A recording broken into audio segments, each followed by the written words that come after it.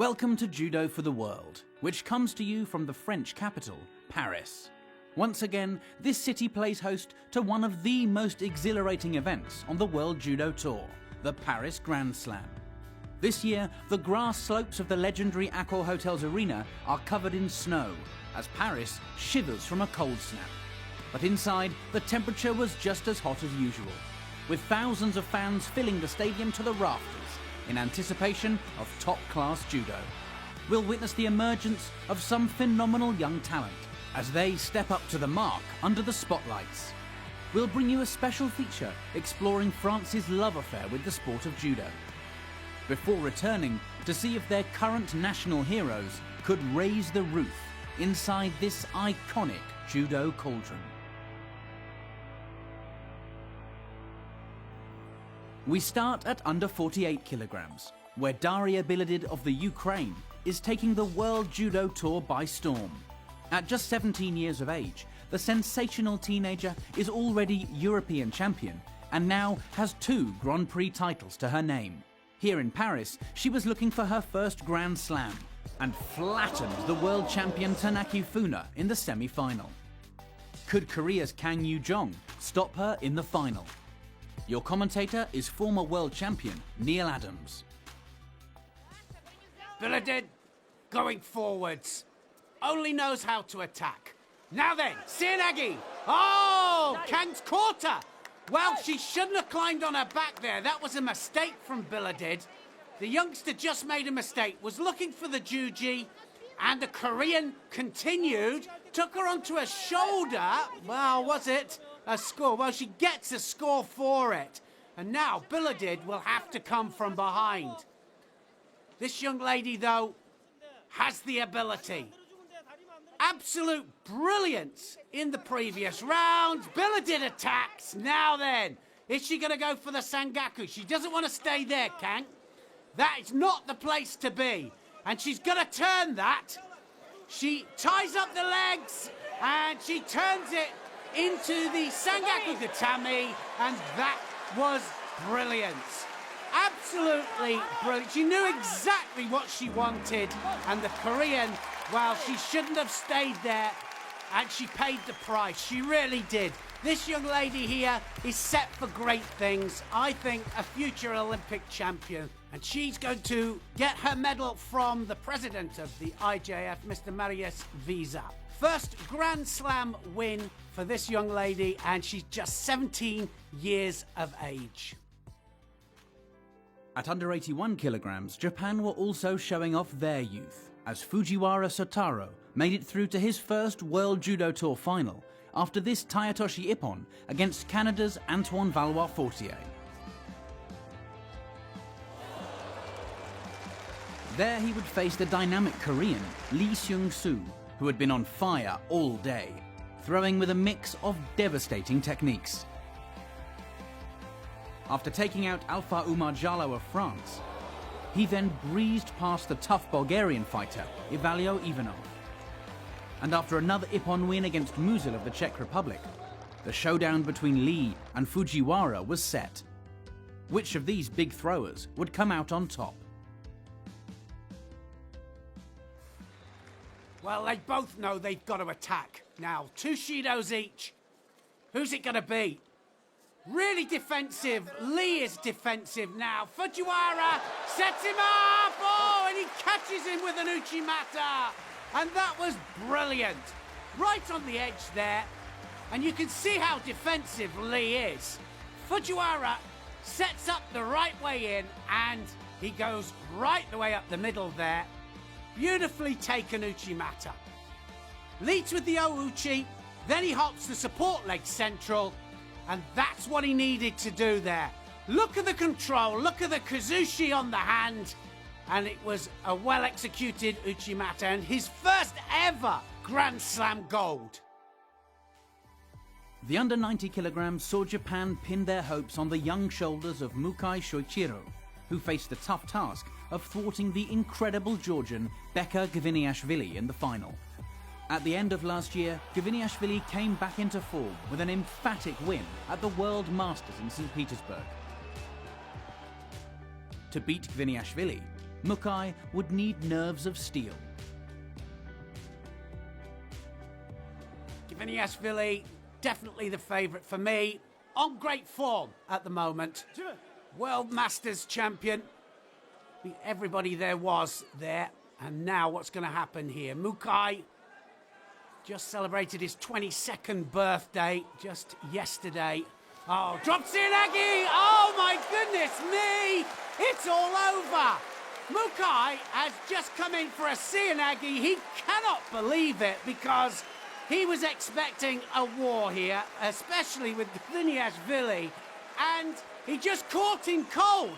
Gviniashvili injured himself, I think, a little bit on the way over, but it was a beautiful technique by this 22-year-old, and that was amazing. First ever major tournament, and look at this, he's helping Gviniashvili off the mat. He celebrates his birthday, he celebrates his first ever Grand Slam win, and then he helps his opponent off the mat, and that is our sport. Absolute brilliance from this young man, and we're going to see a lot more of him, that's for sure. That smile says it all. The Seoinage, well, he just created the opening. He drops between Gviniashvili's legs there, and he drives. And the Kazushi and the Suruti, the hands working together, make sure that it's an absolute ippon winning technique. Gviniashvili gets caught cold. Look at the surprise on his face. And then look at that. What sportsmanship. And the great David Douillet, double Olympic champion, 4 times world champion, presents him with his gold medal. And that smile says it all. And there would be a Frenchman sharing the podium with Mukai after Axel Clerget produced the goods in his bronze medal match, with Mukai's compatriot Nagasawa Kenta catching him for an impressive submission victory. Few sporting moments can compare with the spine-tingling atmosphere after a French victory inside this arena. Clerget, the man of the hour, as he realised every French judoka's dream by standing victorious in front of an adoring French crowd.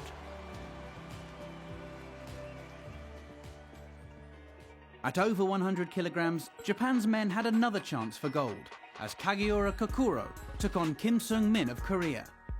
But as an uneventful contest went into golden score, it seemed as though it would be an anticlimax. Well, it's been a long haul, hasn't it? And these two, well, they need to attack. They're going to have to do something. Because really... Oh, no! My goodness me! Kagura changes direction. And, well, he'd been doing the Seoinage all the way through, but being taken back as well. But he just changes direction here.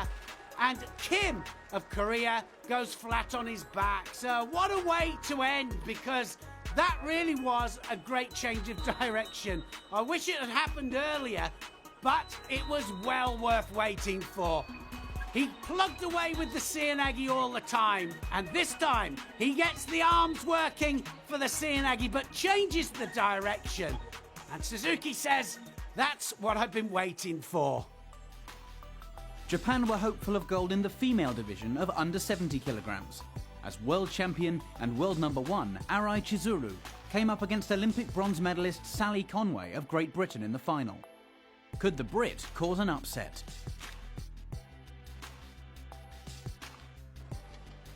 Into the last minute then, and now they're going to have to attack, and it's Arai. Arai trying to set up with the Uchimata. Arai goes in. That was close. Oh, my goodness me. Has she made a mistake? She's in the hold down here. Sally Conway turns her, and they started inside the area, and it's allowed to carry on outside. Look at the Uchimata starting, and she tries to drive her over here, but Sally Conway turns her, and she turns her into the hold down. She gets the ippon and the gold medal, and Kate Howie, the last British woman to win back in '97, celebrates with her, and that was magnificent stuff from Sally Conway. In at number 3 on our list of the top ippons from Paris is Canada's Artur Margeladon, who took out Sweden's Tommy Macias with this incredible shoulder throw. Under 100 kilogram competitor Mikita Zvirid of Belarus produced our number 2 ippon against Cedric Olivar of France. It's the under 66 kilogram bronze medal contest that produced our top ippon, Japan's Isoda Norihito against Hood Zouadani of Algeria. Isoda, left-handed. There's good Ashiwaza as well as his Uchimata. Oh, look at that! Oh, wow, the Kuriashi Harai! And that was so sweet! Caught the front foot there, but had great body projection as well and good hands. Look at the hands working. In fact, everything's working together there. And well, Zouadani just lands flat on his back. The under 52 kilogram division saw another outing for Abe Uta, Japan's 17-year-old starlet. The sister of under 66 kilogram world champion Abe Hifumi hardly broke sweat as she made it through to the final, with big ippon wins against Valentim of Brazil and Romania's Ionita. There, she faced Amandine Bouchard of France in a match which lacked the promised fireworks. Abe victorious after a third penalty to Bouchard, yet more gold for this incredible young judoka. Her compatriot Yoshida Tsukasa was looking good at under 57 kilograms, after setting up a final against Canada's Krista Deguchi, who had seen off home favourite Hélène Recevo at the semi-final stage. Deguchi would cause another upset in the final, taking a Wazari lead with this cunning Uchimata sidestep. After Yoshida pulled a Wazari back, Deguchi came forward again, driving through to notch up a second Wazari and win the bout by Awazetti Ippon, the term for when 2 Wazari scores accumulate to end a contest. There was gold for the home fans to cheer at under 78 kilograms after Audrey Chameo defeated Ruchia Steenhuis in the final. Awarding her with the gold medal was Ruslan Uspayev, chairman of the board of SMP Group. Over 78 kilogram gold went to Korea after Kim Min-jong defeated Wang Yan of China in the final. At under 60 kilograms, Japan's Shishimi Toru faced Uzbekistan's Sharafuddin Lutfilayev. Whilst the Uzbek had been the more exciting during the day, it was nevertheless Shishimi who left Paris with the gold. This was Ari's score, the best moment of the final. There was better action in one of the bronze medal matches as Great Britain's Ashley Mackenzie threw Brazil's Felipe Pilem for ippon to take the medal.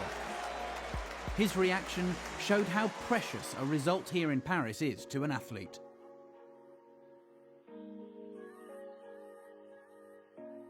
At under 66 kilograms, Korea's Ann Ball and Japan's Maruyama Joshiro contested the final.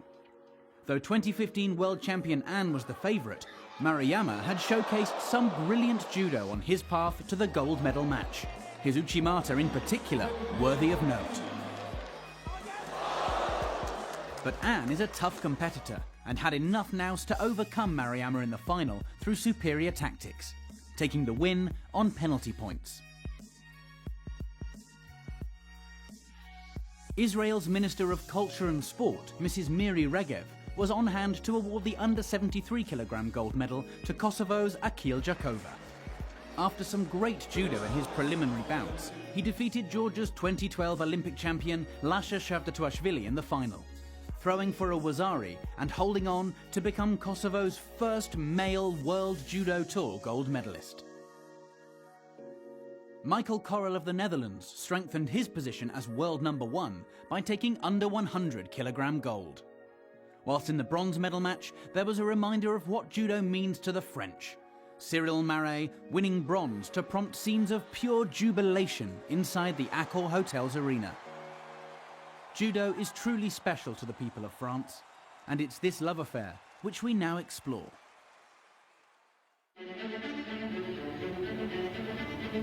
La France se caractérise par une grande diversité au niveau social, au niveau culturel. Mais ce qui va peut-être pouvoir réunifier tout cet univers, c'est des valeurs que transmet le judo. La France, ce qui la caractérise au niveau du judo, c'est sa jeunesse. Et s'il y a autant d'enfants qui pratiquent le judo, c'est tout simplement parce que les parents, eux, reconnaissent les valeurs éducatives du judo et se reconnaissent dans ces valeurs.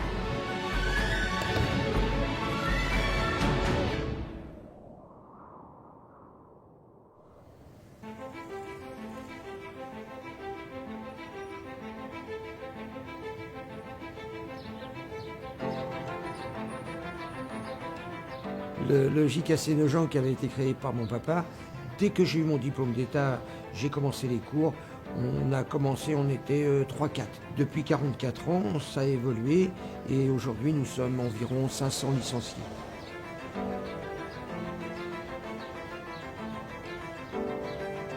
J'ai beaucoup de parents qui s'inscrivent au judo pour pratiquer à tous âges, donc ils viennent aussi pour le plaisir, mais pour acquérir des qualités techniques et puis surtout des qualités morales. Alain, c'était mon professeur quand j'étais enfant, c'est le professeur de ma fille aujourd'hui, c'est redevenu mon professeur après 30 ans d'arrêt.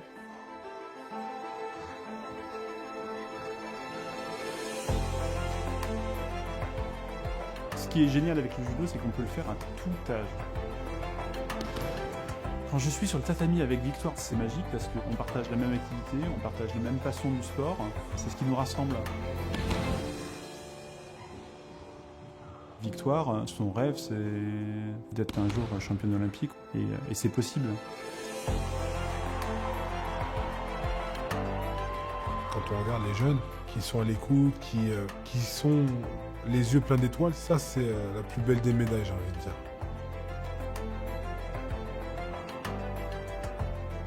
Les valeurs que j'ai prises sur le tatami et que j'utilise tous les jours, je crois que c'est le contrôle de soi, le courage, la modestie et le dépassement de soi aussi.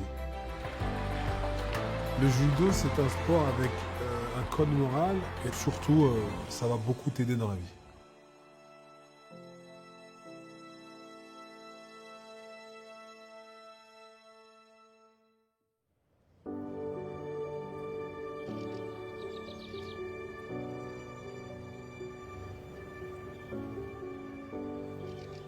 Premier contact avec Strasbourg, à l'occasion d'une compétition internationale. J'ai été émerveillé par cette ville, sa lumière, ses couleurs, son aspect architectural très caractéristique qu'on retrouve nulle part ailleurs.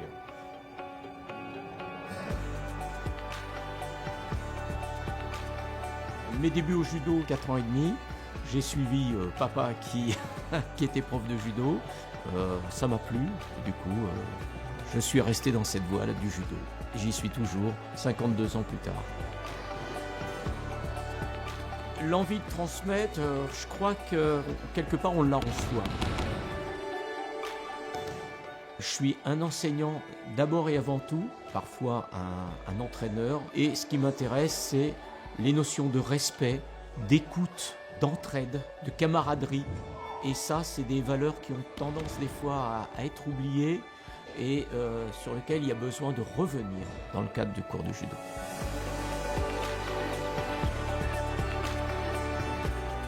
Ici au Rhenus, beaucoup de monde, essentiellement des enfants, sont venus pour voir les champions, boire la parole des champions et essayer d'imiter les champions.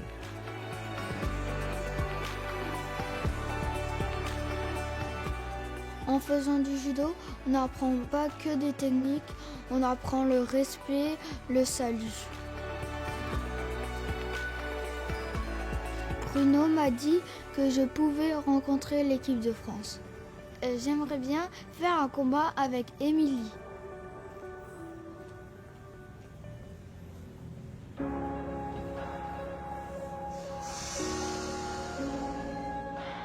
Un mercredi équipe de France, voilà, c'est un regroupement de tous les licenciés français. Ben là, aujourd'hui à Strasbourg. Et sur cette journée, on fait une journée de partage, d'échange.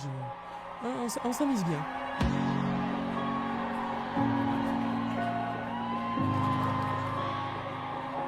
C'est une journée fantastique parce que je peux rencontrer plein de jeunes. Ça m'a rappelé moi quand justement j'étais petite et que j'ai vu aussi d'autres champions venir.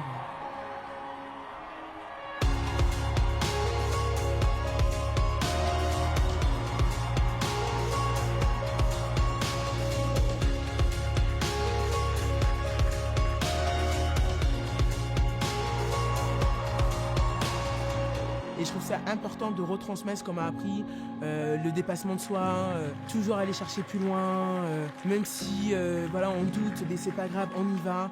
Et c'est toutes ces valeurs où c'est important d'inculquer parce que ça peut servir dans la vie de tous les jours. Et donc je trouve ça important.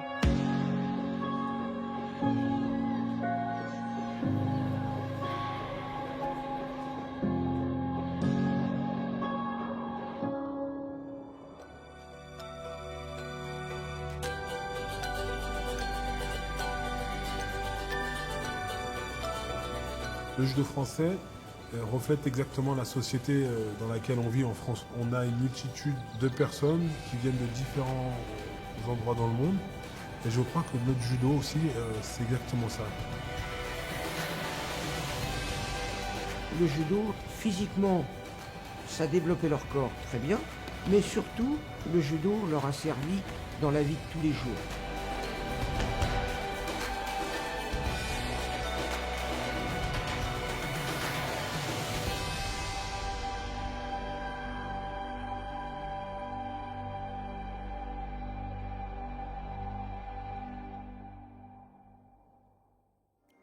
Our final category, the under 63 kilograms, saw France's biggest superstar of the event in action.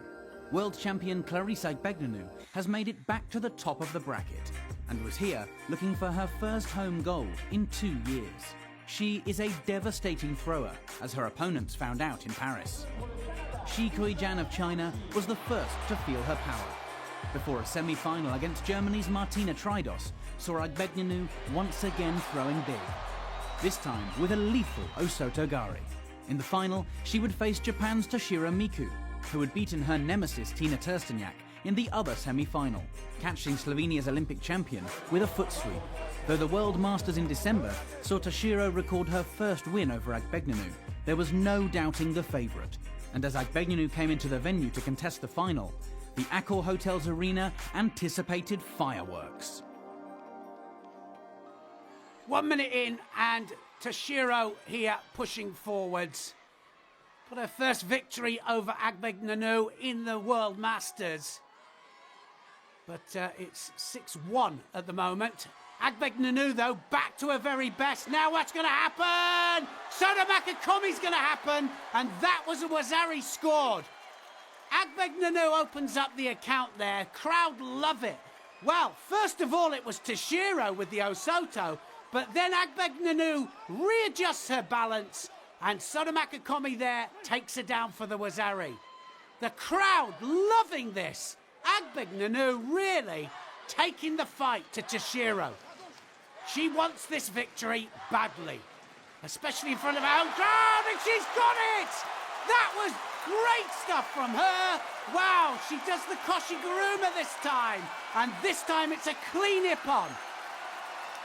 7-1 over Toshiro now. But this lady is back to her very best. World champion, and now the winner in Paris. And this crowd are on their feet. Such an educated audience. They know their judo, and they appreciate a great champion.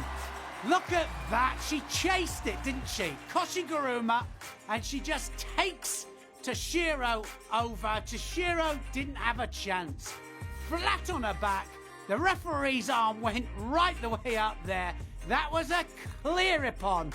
What a way to win her 4th Grand Slam here in Paris. She celebrates there, and she loves the crowd, doesn't she? That was a brilliant performance in front of a home crowd. The flag goes up, the national anthem is played, and the crowd are celebrating with her. Once again, another exhilarating Paris Grand Slam draws to a close. Join us in 2 weeks' time for another Grand Slam from Dusseldorf, Germany.